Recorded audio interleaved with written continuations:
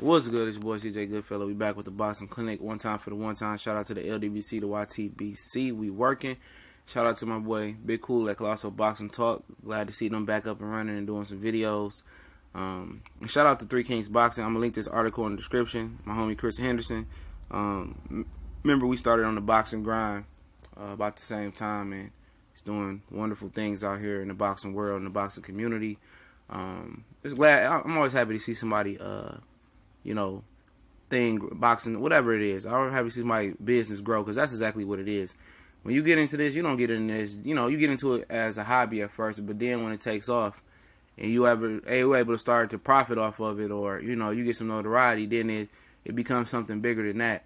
And definitely he's becoming bigger than probably what he planned to be at this point as in my eye.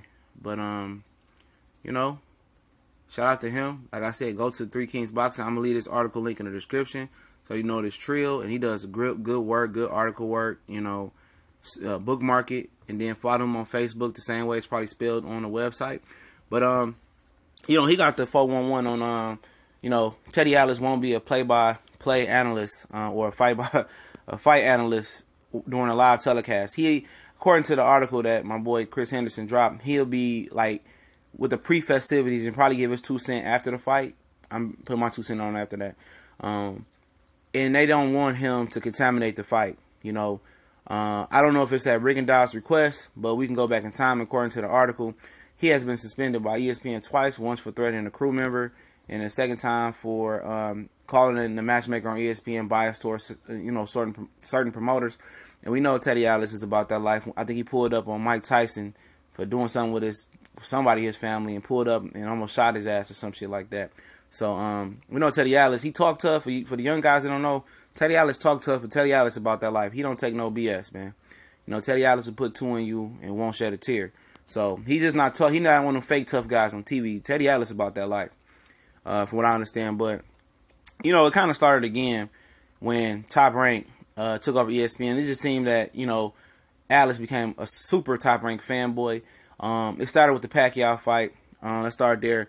Jeff Horn he said he didn't want him back on his fights, and Jeff Horn was the first guy to speak on it.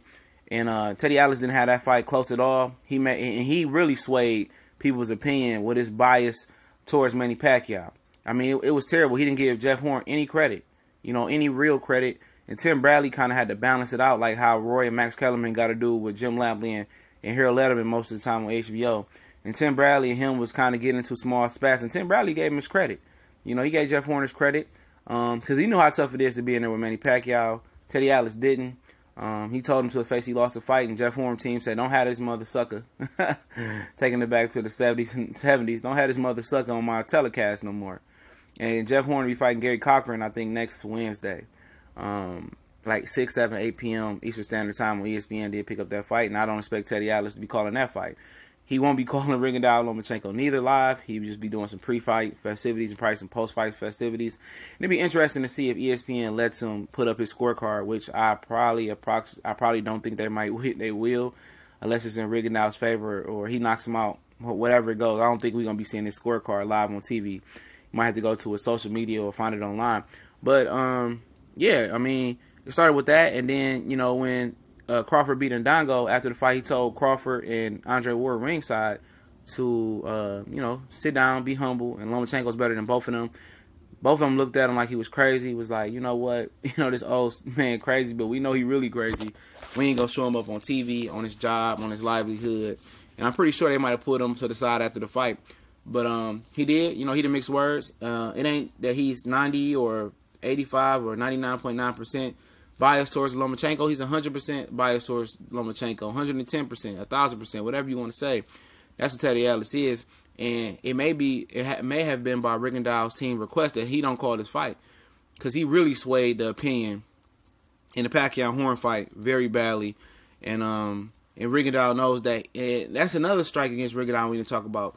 The telecast potentially before we knew this about with Teddy Atlas, the promoter, the A side being Top Rank. The judging being Top Rank favor. I mean, the weight being in Lomachenko's favor. Lomachenko being the champion. I mean, those like 5 or 6 things that's in Lomachenko's favor that Rigondeaux is going against. Rigondeaux is trying to be Mario and he's trying to be Donkey Kong. You know what I'm saying? In a fist fight, and it's a giant stack of cards that's against Rigondeaux, and at least you could take one strike out of there right now, knowing that Teddy Atlas won't be on the fight to sway the fans' opinion for Grimo Rigondeaux. I think that's a huge win for him. You know, usually Teddy was a straight shooter before Top Rank, but now he's a Top Rank house boy in my opinion. And I still got love for Teddy Atlas, but he's changed drastically this year. My opinions have changed on him, and I can't look at him the same like I once did. You know, I don't think he's gonna change back neither. But at the end of the day, you know, people fake it till they make it. People can be bought.